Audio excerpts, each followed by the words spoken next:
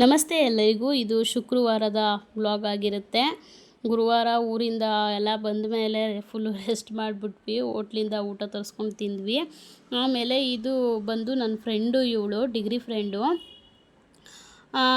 ಇವಳು ಬಂದು ಮದುವೆ ಇದೆಯಂತೆ, ಬಟ್ ನಂಗೆ ಗೊತ್ತೇ ಇಲ್ಲ. ಸ್ಯಾರಿ ಬೇಕು ಅಂತ ಹೇಳಿದ್ಲು, ಕಳಿಸ್ಕೊಡು ಅಂತ ಹೇಳಿದ್ಲು. ಸ್ಯಾರಿ ಬಂದು ಮನೇಲೇ ನೋಡೋದು ನೀನು ಒಳ್ಳೆಯದು ಅಂತ ಅಂದೆ. ನಿನ್ಗೆ ಯಾವ್ದು ಇಷ್ಟ ಆಗುತ್ತೋ ಅದನ್ನು ತೊಗೊಂಬಾ ಅಂತ ಹೇಳಿದೆ. ಬಂದ್ಲು ಮನೆಗೇ, ನೋಡಿದ್ಲು. ನೋಡ್ಬಿಟ್ಟು 7-8 ಸೀರೆ ತೊಗೊಂಡ್ಲು. ಏನಕ್ಕೆ ಇಷ್ಟೊಂದು ಸೀರೆ ತೊಗೊತಿದ್ಯಾ ಅಂತ.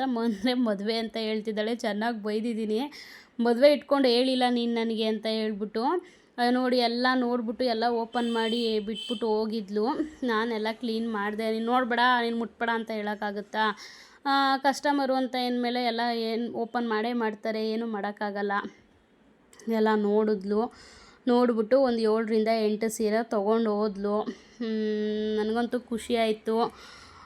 ಎಲ್ಲರ ಪ್ರೀತಿ, ಎಲ್ಲರ ಆಶೀರ್ವಾದ ಹಿಂಗೇ ಇರಲಿ ನನ್ನ ಮೇಲೆ ಅಂತ ನಾನು ಈಗ ಪುಟ್ಟದಾಗಿ ಸ್ಟಾರ್ಟ್ ಮಾಡಿದ್ದೀನಿ. ನಾಳೆ ದಿನ ಇದೇ ನನಗೊಂದು ದೊಡ್ಡ ಸಕ್ಸಸ್ ಕೊಡಲಿ ಅಂತ ನಾನು ಆಶಿಸ್ತೀನಿ. ಏನಕ್ಕಂದರೆ ಬೇರೆಯವರಂತೂ ಆಶೀರ್ವಾದ ಮಾಡಲ್ಲ, ಗೊತ್ತು ನನಗದು. ಯಾರು ನಮ್ಮ ಇದನ್ನು ಚೆನ್ನಾಗಿರಲಿ ಅಂತ ಬಯಸ್ತಾರೋ, ಒಳ್ಳೆ ಮನಸ್ಸಿರೋರು ಇರ್ತಾರೋ ಈ ಭೂಮಿ ಮೇಲೆ, ಒಳ್ಳೆ ಮನಸ್ಸು ಯಾರಿಗಿರುತ್ತೋ ಅವರು ಆಶೀರ್ವಾದ ಮಾಡೇ ಮಾಡ್ತಾರೆ. ಪಾಪ ತುಂಬ ಕಷ್ಟಪಡ್ತಿದ್ದಾಳೆ, 2 ಮಕ್ಕಳನ್ನ ಇಟ್ಕೊಂಡು ಬೆಂಗಳೂರೊಳಗಡೆ, ಯಾರು ಸಪೋರ್ಟು ಇಲ್ದಂಗೆ ಕಷ್ಟಪಡ್ತಿದ್ದಾಳೆ. ಅವಳು ಸಕ್ಸಸ್ ಕೊಡಲಿ, ಅವಳಿಗೆ ಒಳ್ಳೇದಾಗಲಿ ಅಂತ ಆಶೀರ್ವಾದ ಮಾಡೋರು ಇರ್ತಾರೆ. ಹಿಂಗೆ ಹಂಗೆ ಅವಳು ಕೆಟ್ಟದಾಗಲಿ, ಅವಳು ಹಾಳಾಗೋಗ್ಲಿ ಅಂತ ಕೆಟ್ಟದ್ದು ಬಯಸೋರು ಇರ್ತಾರೆ. ಅಂಥವ್ರು ಇರೋದ್ರಿಂದನೇ ತಾನೇ ನಮ್ಗೆ ಒಳ್ಳೇದಾಗೋದು. ಬಟ್ ಅವ್ರಿಗೆ ಗೊತ್ತಿಲ್ಲ, ಅವ್ರು ಶಾಪ ಹಾಕೋದು, ಅವ್ರು ಅನ್ನೋದೆಲ್ಲ ನಮ್ಗೆ ಒಳ್ಳೇದಾಗುತ್ತೆ ಅಂತ ಅವ್ರಿಗೆ ಗೊತ್ತಿಲ್ಲ. ಕೆಟ್ಟದಾಗುತ್ತೆ ಅಂತ ತಿಳ್ಕೊಂಬಿಟ್ಟಿದ್ದಾರೆ ಅವರು. ಅದು ಅವ್ರ ತಪ್ಪು ಅಷ್ಟೇ, ಅವ್ರಿಗೆ ಗೊತ್ತಿಲ್ಲ ಇನ್ನೂ ಸರಿಯಾಗಿ. ಅವರು ಅನ್ನೋದೇ ನಮಗೆ ಆಶೀರ್ವಾದ ಆಗುತ್ತೆ ಅನ್ನೋದನ್ನ ಮರ್ತುಬಿಟ್ಟಿದ್ದಾರೆ ಅನಿಸುತ್ತೆ. ಇಲ್ಲ, ಇನ್ನೂ ತಿಳ್ಕೊಳ್ಳೋದು ಭಾರಿ ಐತೆ ನಮ್ಗಿಂತ ಅವರು ಇನ್ನೂ ಅಂತ ಅನಿಸುತ್ತೆ. ಅಷ್ಟೇ, ಅದು ಯಾರಿಗೆ ಅನ್ವಯಿಸುತ್ತೋ ಅವರು ನೋಡ್ತಿರೋರು ತಿಳ್ಕೊತಾರೆ, ನೋಡದೇ ಇರೋರು ಪರವಾಗಿಲ್ಲ. ದೇವ್ರು ಕೊಟ್ಟಾಗಲೇ ಕೊಡಲಿ ಅವ್ರುಗಳಿಗೆ ಬುದ್ಧಿನ. ನನಗೆ ಒಳ್ಳೇದಾಗಲಿ ಅಂತ ಯಾರ್ಯಾರು ನನಗೆ ಆಶೀರ್ವಾದ ಮಾಡ್ತಿದ್ದೀರೋ ಅವ್ರು ಎಲ್ಲರಿಗೂ ಟ್ಯಾಂಕ್ಸ್ ಹೇಳೋಕ್ಕೆ ಇಷ್ಟಪಡ್ತೀನಿ. ನಮಗೆ ಅಂಥವಳೇನೋ ಈ ಥರ ಅಂತ ನಿಜವಾಗ್ಲೂ ಯಾರೂ ಬೇಜಾರು ಮಾಡ್ಕೋಬೇಡಿ. ನಮಗೆ ಯಾರು ಕೆಟ್ಟದ್ದು ಬಯಸಬೇಕು ಅಂತಿದ್ದಾರೋ ಅವ್ರಿಗೆ ಮಾತ್ರ ಹೇಳ್ತಿರೋದು. ನನ್ನ ಸಕ್ಸಸ್ ಯಾರು ಕಾಣಬೇಕು ಅಂತಿದ್ದೀರೋ ಅವರೆಲ್ಲರಿಗೂ ನಾನು ಟ್ಯಾಂಕ್ಸ್ ಹೇಳೋಕ್ಕೆ ಇಷ್ಟಪಡ್ತೀನಿ. ತುಂಬ ಖುಷಿ ಆಯಿತು. ಸುಮಾರು ಒಂದು 20-25 ಸೀರೆ 30 ಸೀರೆನೇ ಸೇಲ್ ಆಯಿತು. ಎಲ್ಲ ಡಿಸೈನ್ಸು, ಕಲರ್ಸ್ ಎಲ್ಲ ಖಾಲಿಯಾಗೋಗಿದೆ. ಒಂದೊಂದು ಡಿಸೈನಲ್ಲಿ 2 ಕಲರ್, 3 ಕಲರ್ ಎತ್ಕೊಂಡ್ಬಿಟ್ಟಿದ್ದಾಳೆ. ಇನ್ನು 1-2 ಈ ಥರ ಇದೆ. ಅದರಲ್ಲೆಲ್ಲ ಏನು ವಿಡಿಯೋ ಮಾಡೋದು ಅಂತ ಹೇಳ್ಬಿಟ್ಟು ಮತ್ತೆ ಸ್ಟಾಕ್ ತರಿಸ್ಬೇಕು ಅಂತ ಅಂದ್ಕೊತಿದ್ದೀನಿ. ಹೋಗಬೇಕು. ನನಗೇನು ಅಂದರೆ ಅವರು ಸ್ಟಾಕ್ ತರಿಸಿ ಮತ್ತು ಅದು ಬಂದು ನನಗಿಷ್ಟ ಆಗಿಲ್ಲ ಅಂತ ವಾಪಸ್ ರಿಟರ್ನ್ ಕೊಟ್ಟು ಅದೆಲ್ಲ ಸೀನ್ಗಳೇ ಬೇಡ. ಮತ್ತೆ ಹೋಗ್ಬೇಕು. ಇವಾಗ ಅವಳೆಲ್ಲ ಹರಡ್ಬಿಟ್ಟು ಹೋಗಿದ್ದನ್ನೆಲ್ಲ ನಾನು ನಿಮಗೆ ತೋರಿಸಿದ್ನಲ್ಲ, ಅಷ್ಟೇ ಇರೋದು. ಸ್ಟಾಕ್ ಪೂರ್ತಿ ಖಾಲಿ ಆಗೈತೆ. ಎಲ್ಲೋ 1-2 ಇದೆ ಕಲರ್ಸ್ ಅಷ್ಟೇನೆ. ಸರಿ, ಅದಕ್ಕೆ ಹೋಗಬೇಕು ಅಂತ ಹೇಳ್ಬಿಟ್ಟು ಫಸ್ಟು ಮನೆಯೆಲ್ಲ ಕ್ಲೀನ್ ಮಾಡಿ, ಬಟ್ಟೆ ಎಲ್ಲ ಸಿಕ್ಕಾಬಟ್ಟೆ ಗೊತ್ತಲ್ಲ, ಊರಿಗೆಲ್ಲಾದರೂ ಹೋಗಿ ಬಂದರೆ ಹೆಂಗಿರುತ್ತೆ. ನಮ್ಮ ಮನೇಲಿ ಮೊದಲೇ ನಮ್ಮ ಯಜಮಾನ್ರು, ನನ್ನ ಮೈದಿಂದೆ ಒಂದು ಮಂಕ್ರಿ ಇರುತ್ತೆ. ಅದ್ರ ಜೊತೆ ನಾವೆಲ್ಲರೂ ಊರಿಗೆ ಅಲ್ಲಿ ಇಲ್ಲಿ ಹೋಗಿ ಬಂದರೆ ನಮ್ಮನೂ ಬಂದು ಸಾಕಾಗಿರ್ತಾರೆ ಅಂದ್ಬಿಟ್ಟು ಅಮ್ಮನ ಹತ್ರನೂ ಬಟ್ಟೆ ಎಲ್ಲ ನಾನೇ ಈಸ್ಕೊಂಬಂದ್ಬಿಟ್ಟೆ. ಕೊಡು, ಇಲ್ಲೇ ಒಕ್ಕೊಡ್ತೀನಿ ಅಂತ ಹೇಳ್ಬಿಟ್ಟು ಎಲ್ಲ ಮಿಷಿನ್ಗೆ ಹಾಕಿ ಬಟ್ಟೆ ಎಲ್ಲ ಒಗೆದು ಆರಾಕ್ಬಿಟ್ಟು, ಬಿಸಿಲು ಏನು ಅಷ್ಟು ಬಿಸಿಲಿರಲಿಲ್ಲ, ಹಂಗೂ ಆರಾಕ್ಬಿಟ್ಟು ಹೋಗ್ಬಿಟ್ಟು ನಾನೆಲ್ಲ ಸ್ಯಾರೀಸ್ದು ಎಲ್ಲ ಪ್ರತಿಯೊಂದು ಡ್ರೆಸ್ದು ಎಲ್ಲ ಸೆಲೆಕ್ಟ್ ಮಾಡ್ಬಿಟ್ಟು ಬಂದಿದ್ದೀನಿ. ಬರಬೇಕು ಸ್ಟಾಕು, ಇನ್ನೂ ಬಂದಿಲ್ಲ. ಬಂದಾಗ ನಾನು ಅದನ್ನು ವೀಡಿಯೋ ಮಾಡ್ಕೊತೀನಿ. ಆಮೇಲೆ ಎಲ್ಲ ಸೆಲೆಕ್ಟ್ ಮಾಡಿಬಿಟ್ಟು ಹೇಳ್ಬಿಟ್ಟು ಬಂದೆ.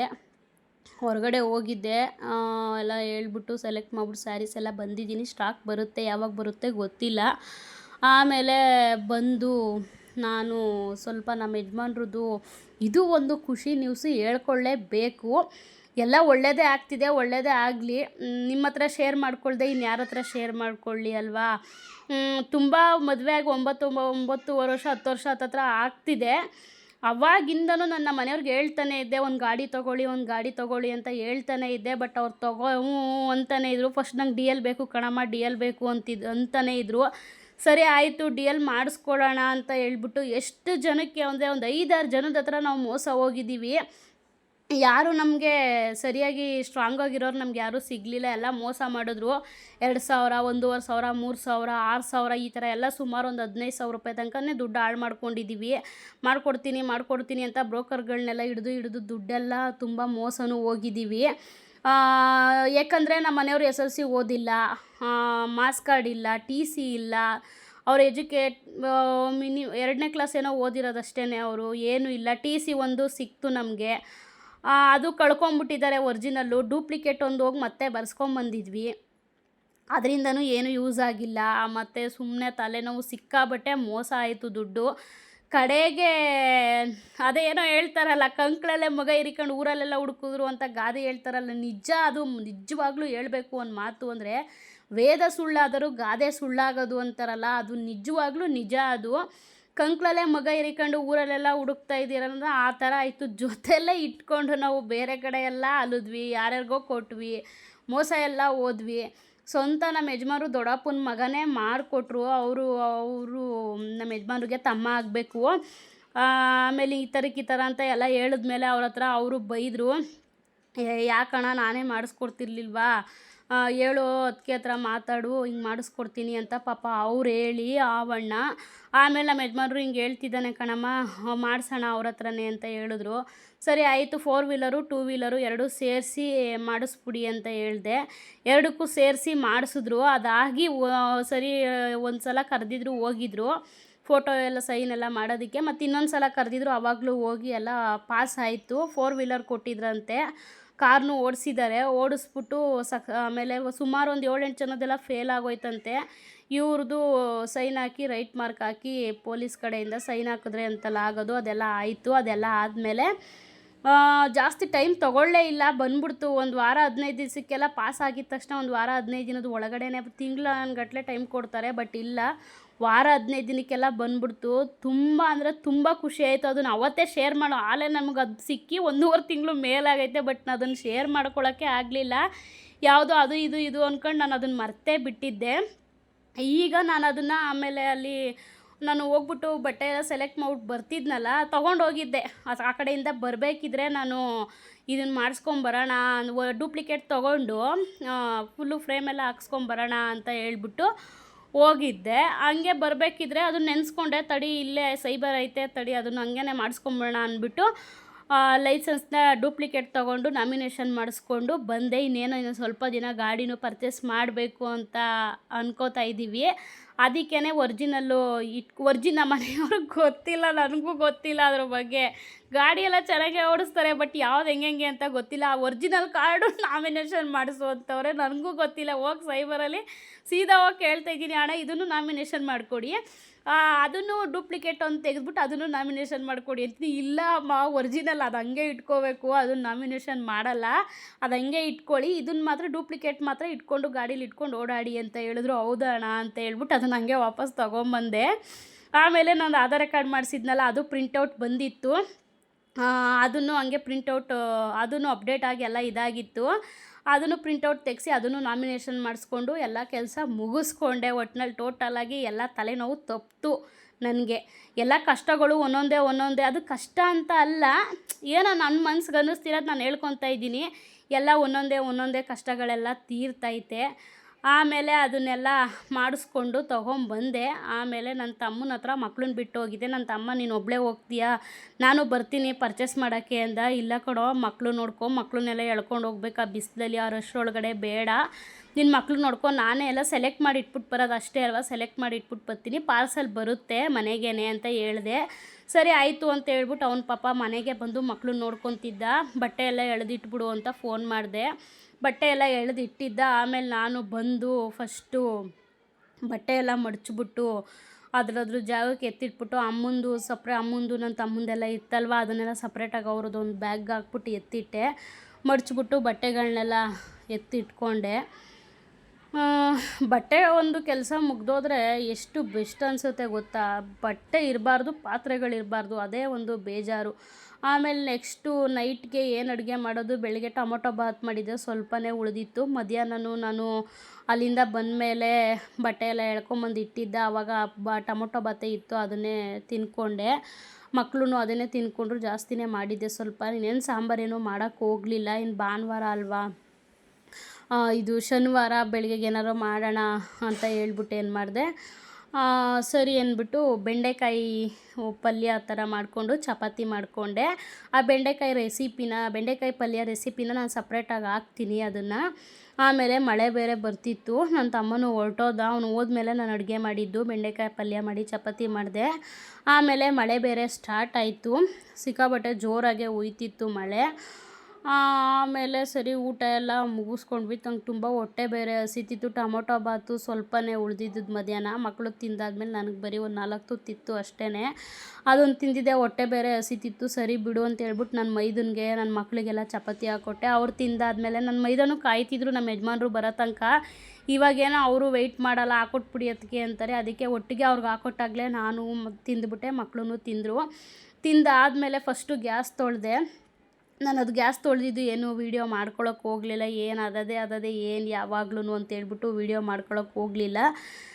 ಊಟ ಎಲ್ಲ ಮಾಡಿಬಿಟ್ಟು ಪಾತ್ರೆ ಮಾತ್ರ ಸಿಂಕ್ ತುಂಬ ಪಾತ್ರೆ ಬಿದ್ದಿತ್ತು. ಬೆಳಿಗ್ಗೆಯಿಂದ ನನಗೆ ಫ್ರೀ ಇದ್ದಿದ್ರೆ ಏನೋ ಒಂದು ಮಾಡ್ಬೋದಿತ್ತು. ನಿಜವಾಗ್ಲೂ ಹೇಳ್ತಿದ್ದೀನಿ, ನನಗೆ ಫ್ರೀನೇ ಸರಿಯಾಗಿ ಸಿಗ್ತಾಯಿಲ್ಲ. ತುಂಬ ಕೆಲಸ, ವಾಯ್ಸ್ ಓವರ್ ಕೊಡೋಕ್ಕಾಗ್ತಾಯಿಲ್ಲ, ಎಡಿಟಿಂಗ್ ಮಾಡೋಕ್ಕಾಗ್ತಾಯಿಲ್ಲ.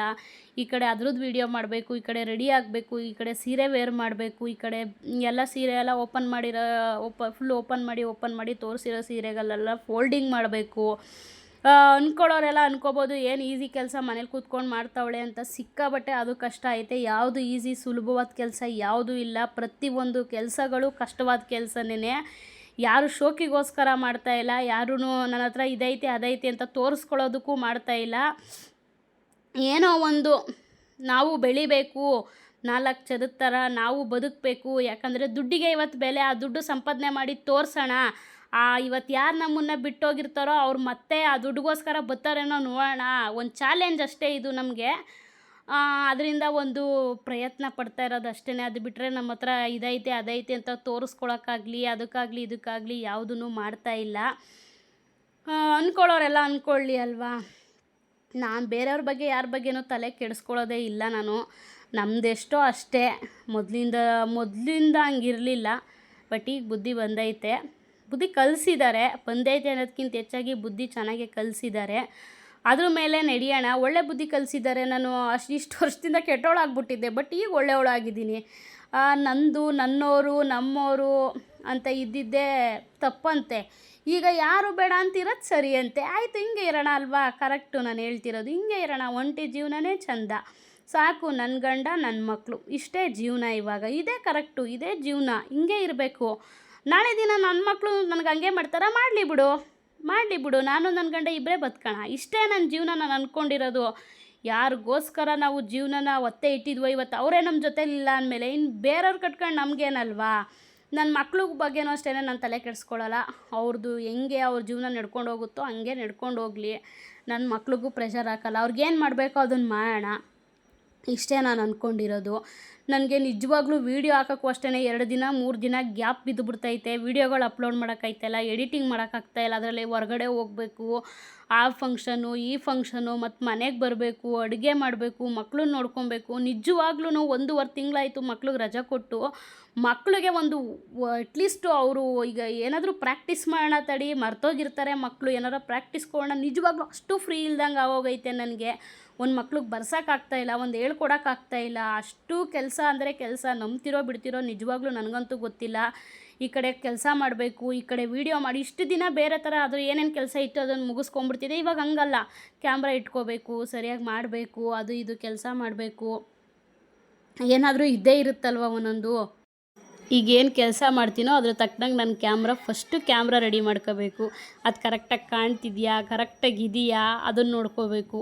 ಅದ್ರ ಜೊತೆಲಿ ಕೆಲಸ ಮಾಡಬೇಕು, ಅಡುಗೆ ಮಾಡಬೇಕು, ನಾಷ್ಟ ಮಾಡಬೇಕು, ಅದು ಇದು ಎಷ್ಟು ಕೆಲಸಗಳು ಅಂದರೆ ಅಷ್ಟು ಕೆಲಸಗಳಿರುತ್ತೆ.